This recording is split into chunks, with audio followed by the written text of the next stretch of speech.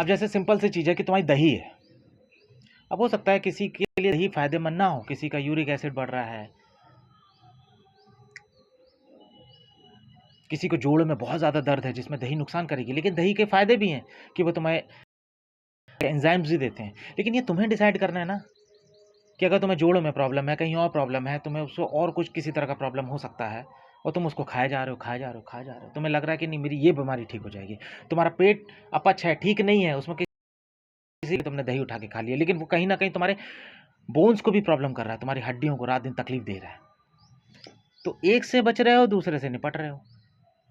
तो इसलिए क्या होता है कि असल में क्या होता है कि जब कोई यूट्यूबर, रील्स या जो भी जब तुम्हें किसी बीमारी का इलाज बताते हैं ना, कभी ध्यान से देखना और गौर करना। जब भी तुम्हें किसी बीमारी का इलाज बताते हैं और वही बीमारी अगर तुम्हें भी है, तो मात्र सुन लेने से तुम्हें लगता है कि अब ये ठीक हो जाएगी। समझना, से तुम्हें लगता है ये ठीक हो जाएगी, तुम उसको उठाते हो, सेव कर लेते हो।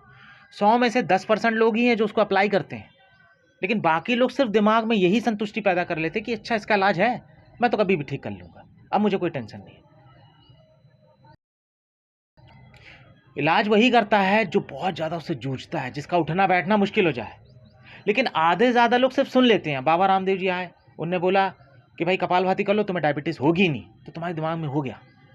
या ये वाली गोली खा, वो जो भी अपनी डायबिटीज़ की गोलियां देते हैं, मधुमेह नाशनी और जो भी समथिंग, अब उनने बोल दिया कि नहीं ये मधुमेह नाशनी खाओगे तुम्हारा डायबिटीज़ होगा ही नहीं, तो एक दिमाग में तसल्ली बैठ जाती है।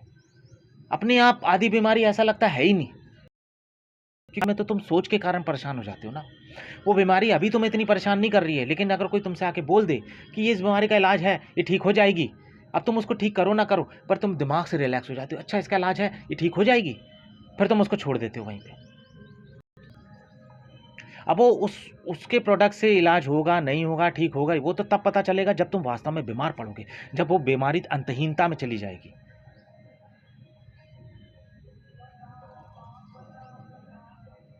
तुम उस अनुशासन में आओगे, नियम में आओगे, कायदे में आओगे, फिर धीरे धीरे एक समय आएगा कि तुम खुद ही पहुंच जाओगे रामदेव के पास, नहीं कि मैं तुम्हारे आश्रम में ज्वाइन कर रहा हूँ, मुझे बताओ मुझे कैसे ठीक होना है। फिर वहाँ तुम्हें अलग अनुशासन में रखा जाएगा, योगा भी होगा तुम्हारा, तुम्हें लौकी का जूस पिलाएंगे, ये पिलाएंगे, वो खिलाएंगे, पूरे एक अनुशासन में रख देंगे, तुम्हारा पूरे शरीर की संरचना ही बदल देंगे।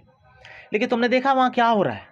वहाँ तुम्हें वास्तव में प्राकृतिक रूप से बैलेंस किया जा रहा है, जो तुम अपने घर में नहीं हो पा रहे थे। अगर तुम अपने घर में ही प्राकृतिक रूप से बैलेंस हो जाओ तो सब चीज़ें अपने आप बैलेंस हो जाएगी। तुम्हें बस इतना पता होना चाहिए कि क्या चीज़ तुम्हारे लिए बुरी है, क्या चीज़ तुम्हारे लिए जहर हो सकती है, क्या तुम्हारे लिए विरुद्ध आहार है, क्या तुम्हारा लाइफस्टाइल गलत है, कहाँ गड़बड़ी है, बस उसे ठीक करना है, बात खत्म। लेकिन क्या होता है, मात्र सुन लेने से अगर कोई भी इंसान, सबसे ज़्यादा रील्स चलने का कारण बताए क्या है? कोई भी आता है सीधा बोलता है 4 दिन में थायराइड खत्म, 5 दिन में डायबिटीज़ शून्य, किसी को किडनी की बीमारी है तो ये पत्ते का रस पियो, ये जूस पियो, खत्म, सही। तुम्हारे दिमाग में एक रिलैक्सेशन आ जाता है, अच्छा ये पीने से ठीक हो जाएगा। लेकिन उससे पूछो जिसने पी लिया, जिसने उतने दिन नियम से कर लिया, तो तुम्हें अंत में पता चलेगा कोई फ़ायदा नहीं हुआ। और मैं ये नहीं कह रहा हूँ कि फ़ायदा होता ही नहीं है, 100 में से 10% लोगों को ही फ़ायदा होता है, लेकिन सभी 90 को नहीं होता। क्योंकि अगर सबको फ़ायदा हो जाता तो अस्पतालों में इतनी भीड़ नहीं लगती। लोग बीमारियों के नाम पे बागेश्वर धाम या फिर वो घाटू श्याम इधर वगैरह नहीं जाते। आज भी लोगों की बीमारियों की संख्या, जितना तुमने आयुर्वेद को बढ़ा लिया उसके बावजूद भी बीमारियों की संख्या घटी नहीं है, बढ़ ही गई है। तुम जरा नोटिस करो, जब तुम्हें एक बीमारी पकड़ लेती है क्या वो जाती है? 100 में से 5 बीमारियां ही हैं जो होती हैं और चली जाती है, बाकियों को तो सिर्फ तुम मैनेज करते हो। अब मैनेज को तुम चाहे आयुर्वेद में कर रहे हो, होम्योपैथी से कर रहे हो, चाहे एलोपैथी से कर रहे हो, पर तुम उन्हें कहीं ना कहीं मैनेज कर रहे हो। और आधे ज़्यादा चीज़ें जब तुम रील्स में सुन लेते हो तो तुम खुद ही एक्सपेरिमेंट करने लग जाते हो। तुम्हें उसका आगे पीछे का वास्तविक साइंस ज्ञान पूरा पता नहीं, तुम्हें अपनी शरीर की संरचना का पता नहीं होता और तुम खुद ही एक्सपेरिमेंट कर लेते हो अपने शरीर पे। उसका क्या होता, बाद में खामियाजा भुगतते हो और अपनी बीमारियों से तो तुम निकल ही नहीं पाते हो। तुम इस चीज़ को देखना, तुम नहीं निकल पाते हो। जितनी भी तुम आयुर्वेदिक दवाइयाँ भी खाते हो उसमें भी सिर्फ तुम बैलेंस कर रहे होते हो, बीमारियां जड़ से जाती ही नहीं है। 100 में 10% या 5% लोग होंगे जिनकी जाती होगी, वरना 90% मैं आपसे कहता हूं नहीं जाती। वो सिर्फ जिंदगी भर मैनेज करते हैं। फिर क्या होता है, वो मैनेज करना पड़ता है उन्हें अपनी आदतों से, अपने व्यवहार से, अपनी लाइफस्टाइल से, अपने खान पान से।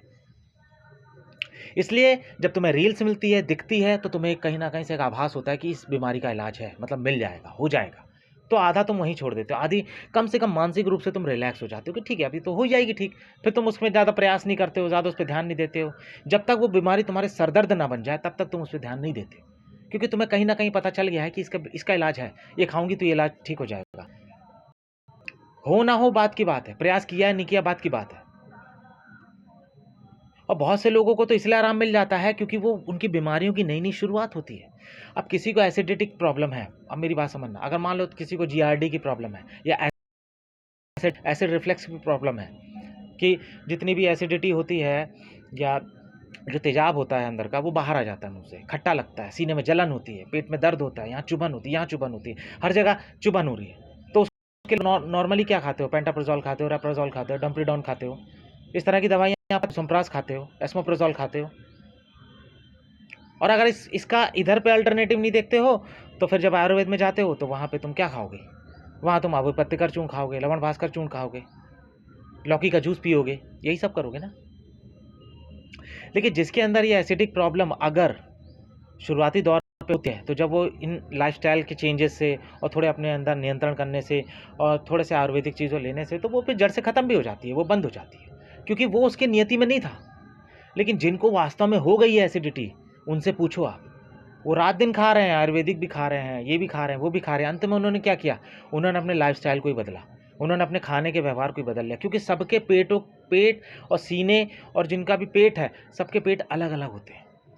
किसी का बहुत कमज़ोर है, किसी का बहुत शक्तिशाली है, कोई उसमें रात दिन गुटखा डाल रहा है, शराब पी रहा है, हर चीज़ दे रहा है, किसी का लीवर सड़ ही नहीं रहा है, सड़ रहा है तो ठीक हो जा रहा है। अभी उसकी नियति जेनेटिक स्वरूप में नहीं है। लेकिन किसी का जेनेटिकली रूप से लीवर बहुत ख़राब है, पहले से ही ख़राब है। उसके एंसेस्टर का भी लीवर ख़राब था। आज जो इंसान बहुत शराब पी रहा है, तो कल के भविष्य में उसके बच्चे का लीवर ख़राब होगा।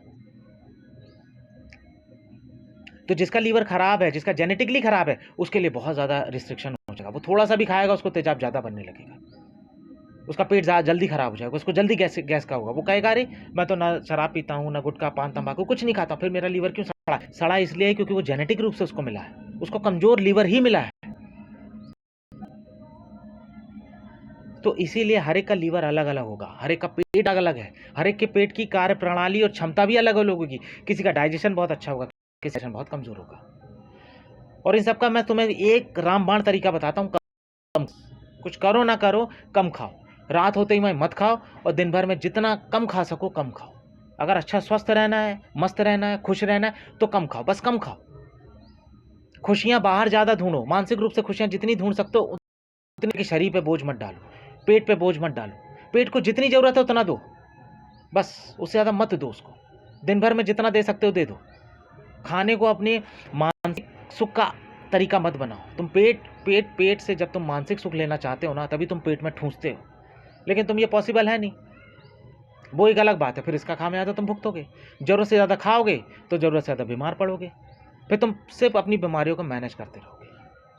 तो मेरा ये कहना है कि रील्स अच्छी हैं, बुरी है, वो बात की बात है। पहले तुम अपने आप का अपना विज्ञान समझ लेना, खुद के शरीर की संरचना समझ लेना, अपनी बीमारियों को समझ लेना, किसी डॉक्टर से कंसल्ट कर लेना, बात कर लेना, समझ लेना, ज्ञान ले लेना। मुझे पता है हर आदमी आजकल बहुत समझदार हो गया है, खुद ही अपना ज्ञान करता है। लेकिन तुम ये समझ लेना कि कोई भी जानकारी सर्टिफाइड नहीं होती है। कोई एक नुस्खा बताएगा तो 1 करोड़ में 10 लाख को तो फ़ायदा होगा ही होगा, इस बात को समझ लो। और वो 10 लाख लोग लाइक कर देंगे, लेकिन जो डिसलाइक वाले हैं, बाकियों ने तो देखा ही नहीं, बाकियों ने तो समझा ही नहीं, बाकियों को कोई मतलब नहीं है, बाकियों ने सुना और हटा दिया, स्क्रॉल का कोई फ़ायदा नहीं है। क्योंकि जो फेलियर है उसको हम ज़्यादा नहीं देखते ना, हम जो पास हैं उन्हीं को ज़्यादा देखते हैं। हमें उसका नाम याद होगा जो पहली बार चाँद पे गया है, लेकिन जो बार-बार में गए हों, उनको हम उतना नगण्य नहीं करते। जो हार गए होंगे, जो पीछे रुक गए होंगे, जो पहुँच नहीं पाए होंगे, जो मर गए होंगे, हमें उनका ज़्यादा नाम याद नहीं होगा। तो जब भी तुम रील्स देखना, इंस्टाग्राम देखना है, कुछ भी देखना, तो सबसे पहले अपने अंदर जानने की कोशिश करना। तुम क्या हो? तुम्हारा स्वभाव कैसा है? तुम्हारी बीमारियाँ कैसी है? तुम किस तरह के हो? तुम्हारा लीवर कैसा काम करता है? तुम्हारे पेट कैसा काम करता है? तुम्हारी किडनी कैसा काम करती है? तुम्हारे पूर्वजों की, तुम्हारे जेनेटिक स्वरूप में क्या-क्या है? और इसके लिए तुम नॉर्मली जाके डॉक्टर से कंसल्ट कर सकते हो। मैं तुम्हें ये नहीं कहता जाके दवाई लो, पर नॉर्मली कंसल्ट तो कर सकते हो, समझ सकते हो, अपने आप को समझ सकते हो, अपनी बीमारियों को समझ सकते हो। क्या तुम्हारे लिए विरुद्ध है? क्या तुम्हारे लिए शुद्ध है? क्या तुम्हारे फ़ेवर में काम करेगा? क्या तुम्हारे डिसफ़ेवर में काम करेगा? उस हिसाब से फिर तुम जाके रील्स देख के और अपने हिसाब से अपनी बीमारियाँ देख सकते हो, ले सकते हो, दवाइयाँ खा सकते हो। लेकिन अनजाने में लोगे, कोई भी ले लोगे, कहीं से भी ले लोगे, तो उसका कोई उसका भी गवर्नमेंट ने कोई ऐसा नियम नहीं बनाया। और लेकिन भविष्य में गवर्नमेंट जरूर बनाएगी नियम कि हेल्थ के साथ रिलेटेड कोई भी आप अगर इन्फॉर्मेशन दे रहे हो तो उसका पूरा का पूरा प्रोजेक्ट दो, कहाँ से लिए हो, उसका सोर्स बताओ, हर एक चीज़ बताओ। आगे चल के गवर्नमेंट ये करेगी, देख कल। क्योंकि अंधाधुन हर कोई अपना प्रोडक्ट बेच रहा है, अपनी आयुर्वेदिक चीज़ें बेच रहा है। अभी आयुर्वेदिक के नाम पे तो इतना ज़्यादा मतलब हो गया है कि कोई भी डॉक्टर बन गया है, कोई भी अपना नुस्खा दे देता है। खुद बीमार बैठा है लेकिन दूसरे को नया नया नुस्खा दे देगा। खुद को किडनी की प्रॉब्लम चल रही है, दूसरे को पथरी का इलाज बताता रहेगा। इसको समझो थोड़ा सा।